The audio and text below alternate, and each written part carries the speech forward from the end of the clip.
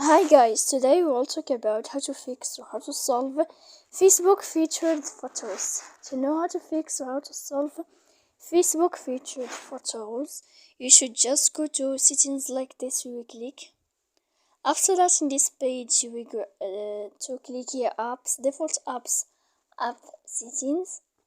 When you see this list, you will go down to find the application of Facebook here. Then in this page you will go to click for stop. After that you will enter to storage. When you will see this page you will click clear cache. Then you will go to click clear data.